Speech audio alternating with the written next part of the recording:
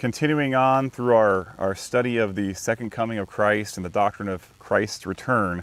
And we had to do a lot of preliminary work because if we just jump right into the book of Revelation, we're going to have our heads spinning really quickly, because when the writer of Revelation wrote down the vision that he saw, he was writing down something to a group of people who had a lot more context than we have today. They had a lot more backstory and understanding. In fact, you guys want to sit by each other and act like you're married? Yeah, I don't bite. So they had a lot more backstory and context than we have, because they were very familiar with what we call the Torah or the Tanakh. Okay? So the Tanakh is the Hebrew Old Testament. In fact, that's all that they were familiar with, was the Hebrew Old Testament. So when they read the book of Revelation, they were able to notice a lot more things than we would initially be able to notice, because we have a lot less exposure to the Old Testament. In fact, a lot of Christians today have far too little exposure to the Bible at all, let alone the Old Testament. Because a lot of, we focused on the New Testament.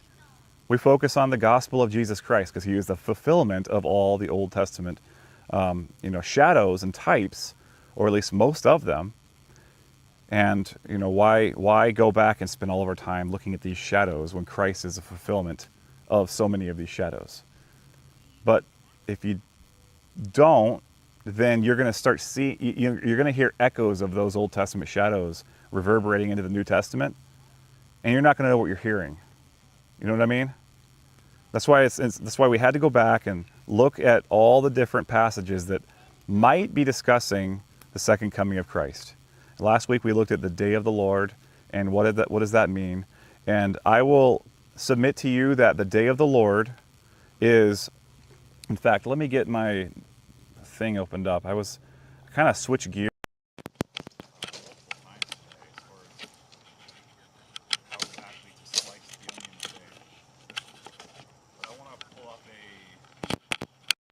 That I came up with years ago. This thing the Bible talks about called the day of the Lord. I think it's this one. My computer's working tonight. That's good.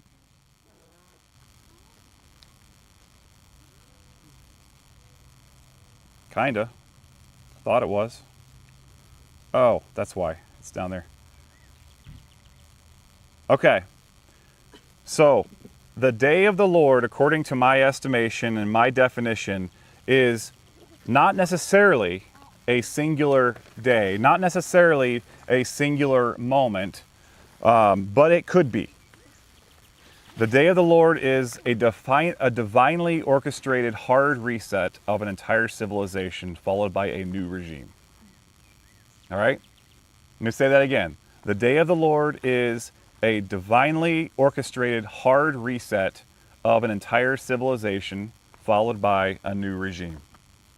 So, the day of the Lord could be described as an event that happened to many civilizations in the past. Does that make sense? In fact, we know it. We know it has. We know that the day of the Lord has occurred many times in the past for many different civilizations. The day of the Lord happened to the Assyrians when Nineveh was destroyed by the Babylonians, and it was prophesied. It was prophesied and predicted, and it was called the day of the Lord by the prophets, warning that it would come upon them. We have plenty of chairs. I think some of us just might have to scooch. The day of the Lord happened to Jerusalem a couple of times.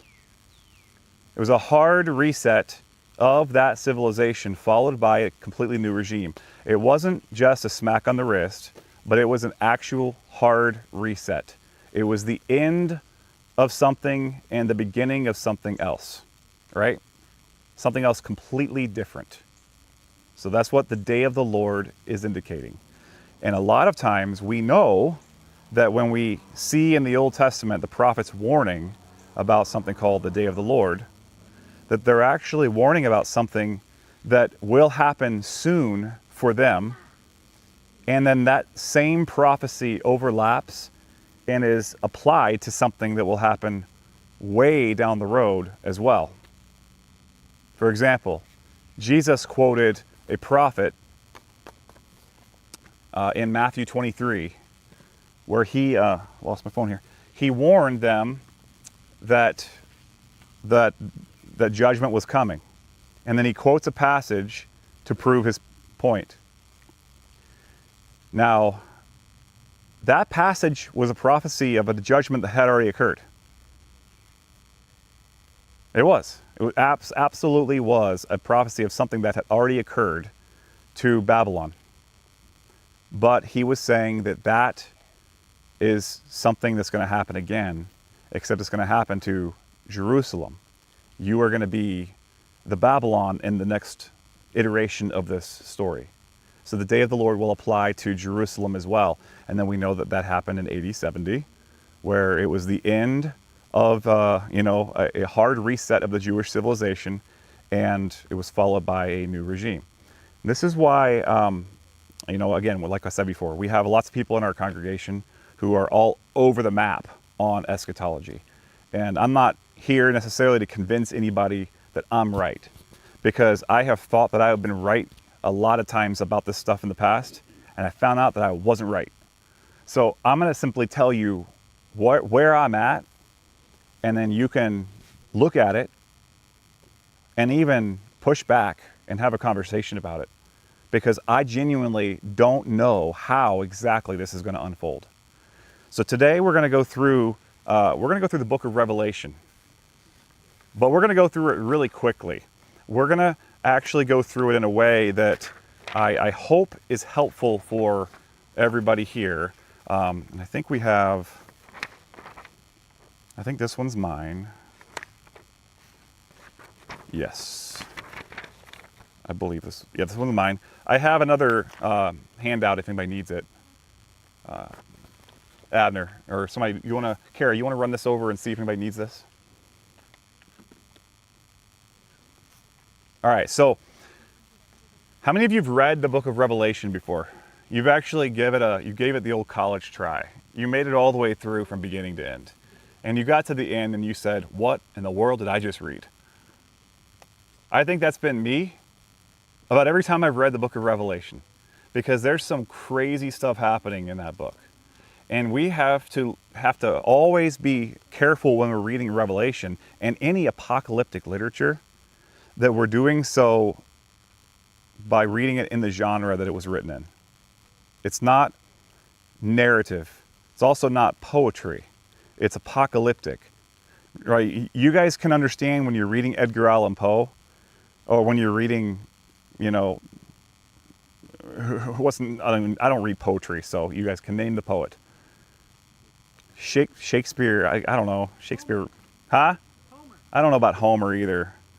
So yeah, you can He wrote the Odyssey. Sure, the Odyssey.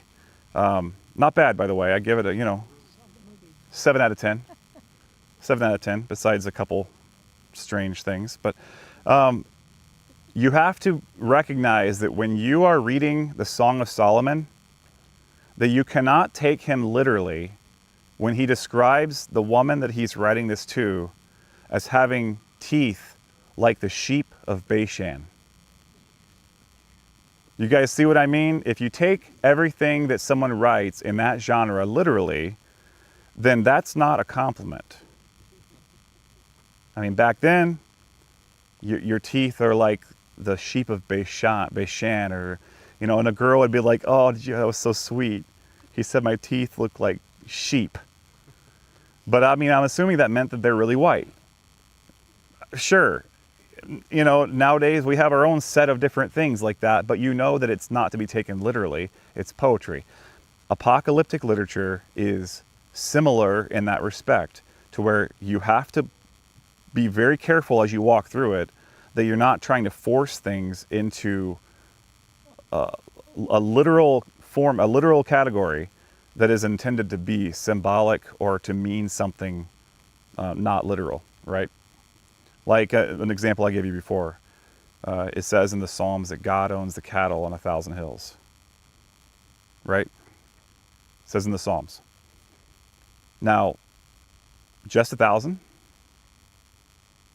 Or, is it like the first 1,000, that's the cattle owned by God, but anything beyond 1,000 hills, that's not his? Is that what that means? What's the problem with that interpretation of that verse? Too narrow. Yeah, you're trying to take poetry and make it literal. It's saying that all the cattle is his. It says in another place that John said if all the things that Christ said and did were written down, there's not enough, I can't remember the exact phrase, but he said there's not enough ink or paper in existence to write down all the things that he said and did. Now, that's not true. But he wasn't trying to be true, he was trying to be dramatic. He was trying to be poetic. So when we read Revelation, we've got to constantly avoid falling into the trap of reading it through the eyes of late 20th century eschatology film. You guys know what I mean by that, especially if you're of the older generations. You know what I mean. Because the 70s and 80s and 90s really messed us up. It really got in our heads. And now, no matter what we do, we cannot read Revelation or any of these apocalyptic books without instantly, assuming things because it was in the movie that we watched with Kirk Cameron. Or how many of you guys remember seeing those really scary movies from the 80s and 90s, and it just kept you up at night, you had nightmares? And again, a lot of those things are interpretations of the book of Revelation that are potentially, and I would even say in some cases absolutely, dragging the poetic into a literal framework where it doesn't belong. I mean, absolutely. Of course, the mark of the beast was the barcode tattooed on your right hand and on your forehead. Of course it was. What else could it be? And now, of course, it's Neuralink. Because what else could it be? I mean, we've been wrong so many times on this stuff that I think we just need to pump the brakes. And what I want to do is when we go through this, I want to put a stake in the ground whenever we identify something that really seems to be clear. And my computer might not survive, but I don't think I need it. So when we see something clear, I want to put a stake in the ground. And we did that a little last week, where we looked at the sixth seal in Revelation chapter 6, and I personally am convinced that Revelation chapter 6, 12 through 17 is a parallel event to Matthew 24, 29 through 31. And again, somebody go ahead and read Revelation 6, 12 through 17 again. Somebody go ahead and read that. Read it loud so everyone can hear you. Then I looked and he opened the sixth seal, and there was a great earthquake, and the sun became black as sackcloth made of hair, and the whole moon became like blood, and the stars of the sky fell to the earth as a fig tree casts its unripe figs when shaken by a great wind. And the sky was split apart like a scroll. It is rolled up, and every mountain and island were moved out of their places. Then the kings of the earth, and the great men and the commanders, and the rich and the strong, and every slave and free man, hid themselves in the caves, and among the rocks of the mountains, and they said to the mountains and the rocks, Fall on us and hide us from the presence of him who sits on the throne, and from the wrath of the Lamb. For the great day of their wrath has come, and who is able to stand? All right, so we pointed out last week that this really sounds like Matthew 24, 29 through 31. Somebody please read Matthew 24, 29 through 31.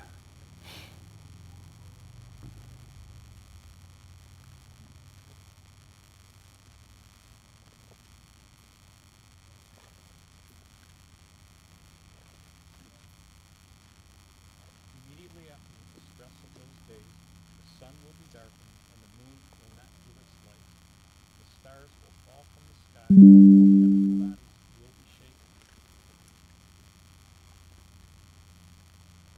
time, the Son of the Same event, same event. And then, of course, you got Joel chapter 2 and 3, Isaiah, Isaiah, Amos 5, Isaiah 13. There's so many passages that refer to this event that is called the day of the Lord and applies to this event where a civilization is overturned. But then that seems to then be also applied to this event at the end when Christ returns and overturns all powers on the earth and then reestablishes himself as the king forever, right, at the end. So this day of the Lord that has had shadows in the past is going to potentially, according to this view, have a real fulfillment in the future, right? And again, this is all assuming that Revelation was written in the 90s and not in the 60s. If Revelation was written in the 60s, the entire equation changes, but I do think that the statement by Irenaeus is solid enough for me to at least be comfortable rolling with that assumption of it being written in the 90s. And of course, we've discussed that already in weeks past, and some of us might not see it the same way, but for this exercise tonight, we're going to have to go with the assumption of the 90s, of John writing this under the Emperor Domitian and not Nero, and then we're going to see how everything unfolds if we look at it that way. Does that make sense? So, second coming of Christ, according to Matthew 24:29 says that this second coming is going to occur when? Immediately after, his version said, the distress or the tribulation of those days. We haven't yet had a chance to look at this concept of the 70th week of Daniel, but it's extremely complex, and I can see both sides of this question. I can see the people, if you do know what I'm talking about, I'll explain where I'm going with this, and if you don't worry about it right now. But there's one theory that when Daniel predicted a period of 70 weeks of 7 years, which is 490 years, that the end of the 69th week came, the Jews rejected their Messiah, and that caused that 70 weeks to pause. And that will only unpause at the end, where there will be a final 7-year or the final week of tribulation that he will return at the end of. I know where they're coming from, but I've tried really hard to get that thing on my foot, and I've used every shoehorn I can find. I just can't. I feel like, trying to fit that view on my foot feels like Cinderella, like the sisters with the glass. It just doesn't fit. To me, I can't seem to make it fit. Because why would he say 490 years, but not really, it's going to be lining up perfectly until 483 years, but then we're going to pause the prophecy. I think it's a very fair way to look at the 490 weeks, to look at the second proclamation to rebuild Jerusalem by, I think, not Cyrus, but forget the other guy's name that sent the main crew to restore and rebuild the walls of Jerusalem. Artaxerxes, that's right. And from that date, if you go forward from that date, the crucifixion of Christ happens right in the middle of that final week. So his baptism lands at 483 years, 69 weeks from the commissioning to go and then for he will confirm the covenant with many for 1 week, but in the middle of the week he'll be cut off, and then in halfway through the week Christ was cut off, and then they say, well, what happened next? Well, then the next part of that theory that there was no break in these weeks is that 3.5 years later was when Cornelius was led to Christ and was baptized. Being the end of that Jewish era and the beginning of this Gentile era where the fullness of the Gentiles begins to be brought into the church. So that, again, no matter how I slice that, I still can't quite put all the pieces together. So we're going to put aside all the stuff that I can't really nail down. So let's go through Revelation. First of all, Revelation chapter 1. Actually 1 through 3. We're not going to spend a lot of time there because at this point, he's really talking to 7 churches. And I believe that they were actually 7 actual churches in Asia Minor at the time. And it's cool because how many of you knew that, like, Paul wrote, 13 epistles? Peter wrote a couple, James, Jude, and then, whoever wrote Hebrews, I think probably Paul. Did you know Jesus wrote some epistles? How many of you guys knew that Jesus himself actually authored 7 of the New Testament epistles to 7 New Testament churches? It's in Revelation chapters 1 through 3. These are the letters that he told Paul to write to the churches at Asia Minor. Is that in? Did I say John? Sorry, not John. John. So Jesus is the author of these 7. They're very short. They're very short epistles, but they're letters to these 7 churches in Asia Minor. But then we get into chapter 4, and we're going to go through this really quickly. And I want to show you something, because I have this set up. What I want you to do is I want you to put your paper side by side where you see the first vision and the second vision. Because I personally am leaning hard towards the understanding that Revelation is not an unbroken narrative from beginning to end. I'm more and more convinced the more I go through this that it is a reiteration, or what's the word that they use? A recapitulation of the same event told from 2 different perspectives. And if you look at it that way, all of a sudden Revelation for me, it becomes way easier to get your mind around. Because you'll see in a minute how I want you to basically later, when you're home, go through the book of Revelation and just try this. Go through the book of Revelation and break it up the way I have it broken up here. And see if it makes more sense to you. See if things line up more for you. So, Revelation chapters 4 through 11, in this way of understanding it, is the first vision. And then Revelation 12 through 22 is the second vision.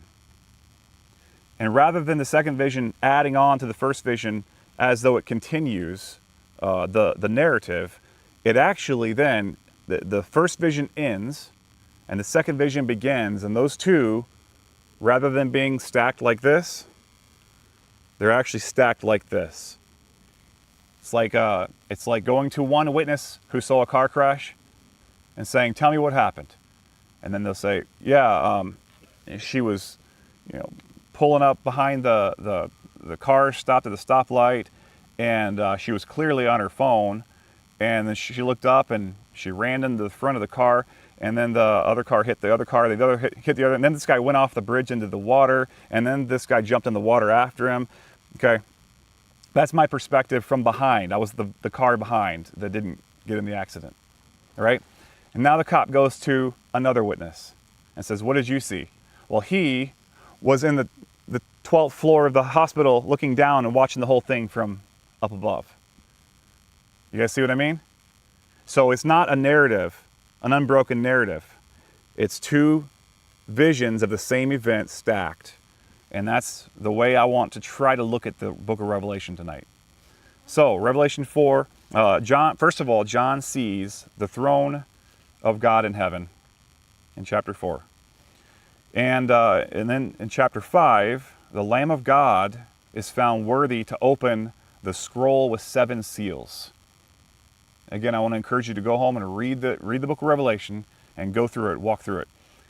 And then I'm going to suggest to you that what happens next in the first 5 seals is the church age. Or, as some credible scholars would describe it, as the tribulation period. So if we come to the assumption that Daniel's 70th week was done and over with, either at Cornelius or at 70 AD, or I'm not sure how to shake that out, but if it was somehow an unbroken period of 70 weeks, then that's behind us. So then what are we talking about when we hear about the tribulation period? Well, this view would teach that the tribulation period is the entirety of the church age. And if that's the view that we're going to look at, which we're going to do it as an experiment, a thought exercise, and see if the Revelation lines up differently and some things actually make more sense.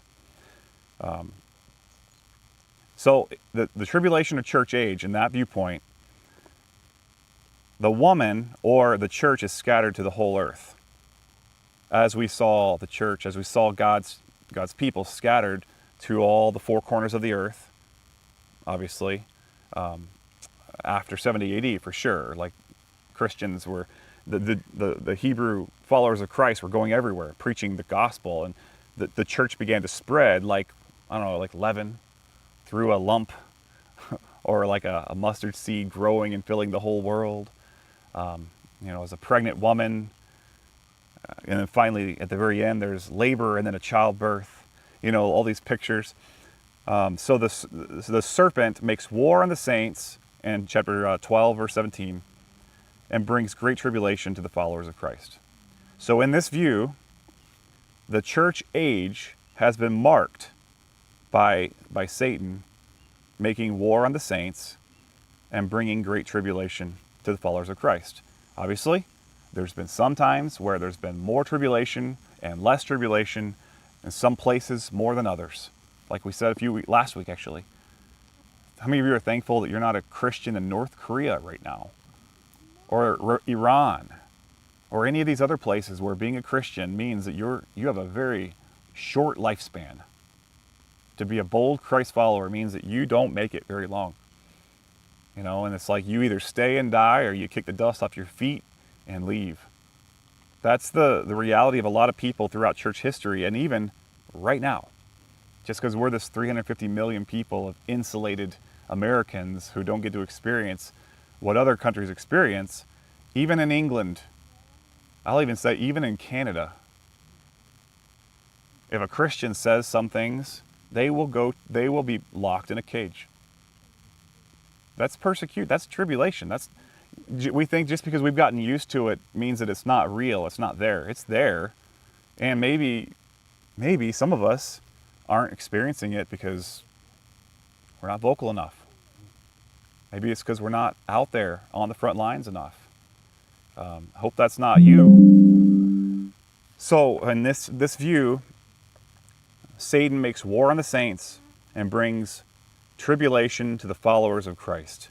And of course, then great tribulation would be right there at the end before the second coming. And then two beasts. He sees a vision of two beasts in Revelation 13. The first beast had 10 horns and 7 heads, and the second beast was the Antichrist. The beast with 10 horns and 7 heads, by the way, sounds a whole lot like the vision that we saw in the book of Daniel. So, of course, we don't have time to go into it too much because I'm trying to go through the whole of both of these pages. And of course, then we see the second beast of the Antichrist. And again, we think of the Antichrist as being like a singular figure, this man that will someday arise. But probably, but also there have been many Antichrists. Right now, there's Antichrists in the world. I don't know, if the Antichrist, if the main guy prophesied, man, these gnats are killing me, is here now, but there's been many Antichrists in the world throughout the church age who have tried to end Christianity.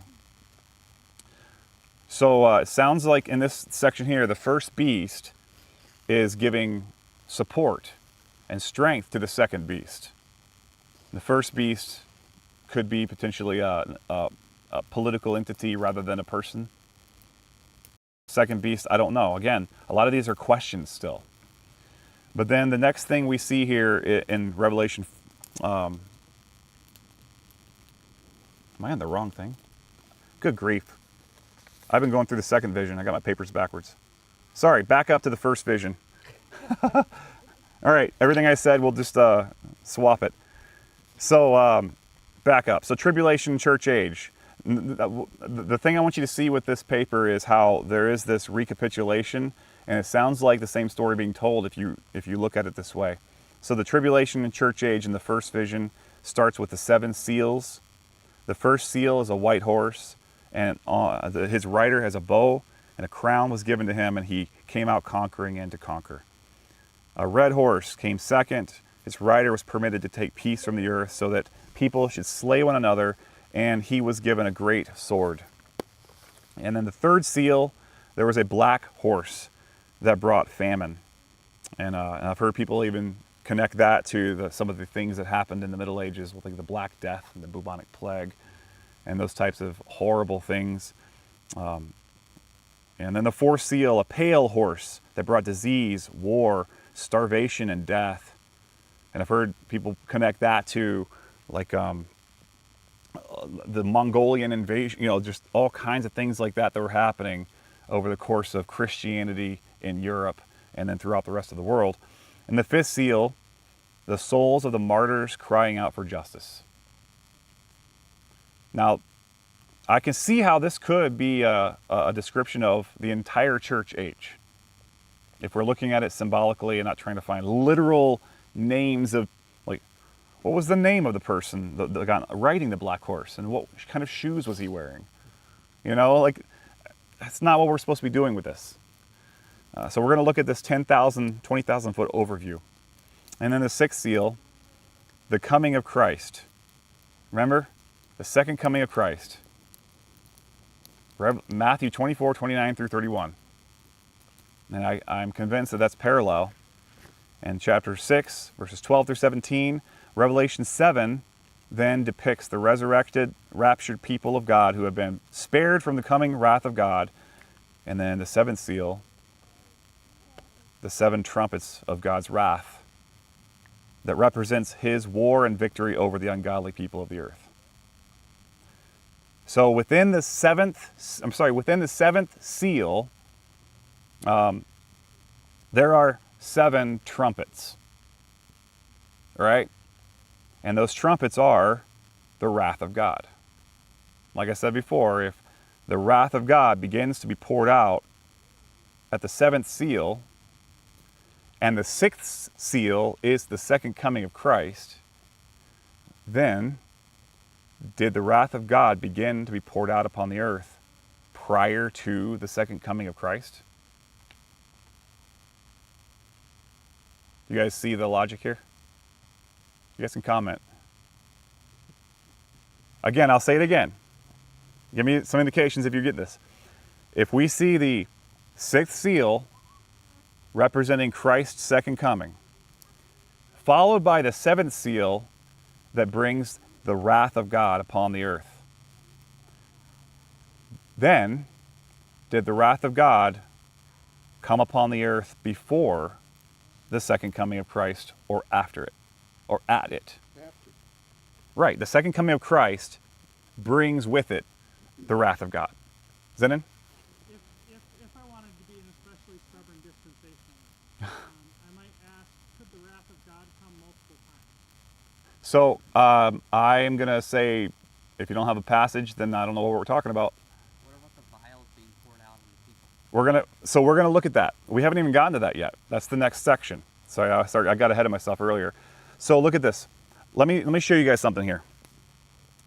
The first trumpet, second trumpet, all the way down to the 6th trumpet, they all have these descriptors as to what they affect, what they impact. These different trumpets of God's wrath. They all seem to indicate that something in particular is affected. So therefore, if we're looking at this, I can't remember that word, this recapitulation view, where the first vision It's the church age all the way down to the second coming of Christ, and then his victory over, he sets up his kingdom forever. His throne's established. It's over. The end. That's the view we're looking at here. When you get to into chapter 11, look what it says here. This the sixth trumpet. Oh yeah, you got to flip your paper over. The seventh trumpet is the grand finale, and it says, the seventh trumpet.